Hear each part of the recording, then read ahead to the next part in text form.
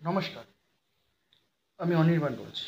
21শে জুলাই আমাদের কাছে আবেগের দিন, আমাদের কাছে স্বজন হারানোর দিন, আমাদের কাছে অঙ্গীকারের দিন, আমাদের কাছে গণতন্ত্র রক্ষার দিন, আমাদের কাছে শপথের দিন। 1993 সালের 21শে জুলাই কলকাতার রাজপথে মমতা বন্দ্যোপাধ্যায়ের নেতৃত্বে no identity card, no vote এই দাবিতে মহাকরণ অভিযান শুরু হয়। সেই মহাকরণ অভিযানকে সামনে রেখে মমতা বন্দ্যোপাধ্যায়, তৎকালীন যুব কংগ্রেসের সভানেত্রী, তিনি যখন তার মিছিল নিয়ে এগোচ্ছেন, সেই মিছিলে বাম বিরোধী জনগণ তারা মমতা বন্দ্যোপাধ্যায়ের সাথ দেয়। এবং যখন মমতা বন্দ্যোপাধ্যায় সেই মিছিল নিয়ে মহাকরণ মুখে এগিয়ে চলেছেন, সে সময় বামফ্রন্টের মুখ্যমন্ত্রী জ্যোতি বসু, স্বরাষ্ট্রমন্ত্রী বুদ্ধদেব ভট্টাচার্যরা বুঝতে পারেন যে মমতা বন্দ্যোপাধ্যায়ের এই আন্দোলন শুধুমাত্র যুব কংগ্রেসের আন্দোলন নয়, এটা সারা বাংলার আপামর জনগণের আন্দোলনের রূপ নিয়েছে। তখন সেই আন্দোলনকে প্রতিহত করতে শান্তি মিছিলের ওপরে গুলি বর্ষণ করে বামফ্রন্ট সরকারের পুলিশ। সেই গুলিতে 13টা তরতাজা যুবক তাদের রক্ত লাল করে দেয় কলকাতার রাজপথকে, তারা লুটিয়ে পড়ে মাটিতে।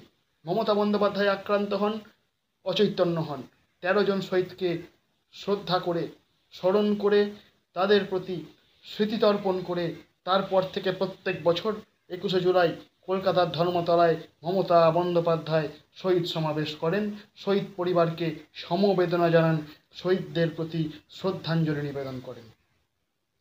পরবর্তীকালে অভিষেক বন্দ্যোপাধ্যায়ের রাজনৈতিক উত্থান হতো এই 21শে জুলাই। 2011 সালের 21শে জুলাই অভিষেক বন্দ্যোপাধ্যায়ের প্রত্যক্ষ বা সরাসরি রাজনীতিতে যোগদানের একটা দিন। সেদিন তৃণমূল যুবাকে সাথে করে অভিষেক বন্দ্যোপাধ্যায়ের হাতে প্রথমবারের জন্য রাজনৈতিক ব্যাটন তুলে দেন মমতা বন্দ্যোপাধ্যায়। এর আগে সিঙ্গুর আন্দোলনের সময় অভিষেক বন্দ্যোপাধ্যায়কে মমতা বন্দ্যোপাধ্যায়ের অনশন মঞ্চে দেখা গেলেও পরবর্তীকালে সেরমভাবে তাকে আর প্রত্যক্ষ রাজনীতিতে দেখা যায়নি। কিন্তু 2011 সালের 21শে জুলাই থেকে অভিষেক বন্দ্যোপাধ্যায়ের সক্রিয় রাজনীতি বাংলার রাজনীতিতে নতুন মোড় আনে। 21শে জুলাই আসে, 21শে জুলাই চলে যায়, আবেগ থেকে যায়।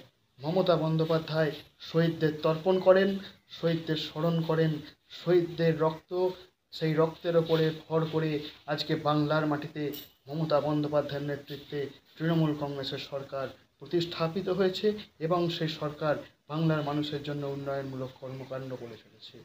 তাই 21শে জুলাই আসুন সকলে একত্রিত হয়ে, ঐক্যবদ্ধ হয়ে মমতা বন্দ্যোপাধ্যায়ের ডাকে ধর্মতলার সমাবেশকে সফলতম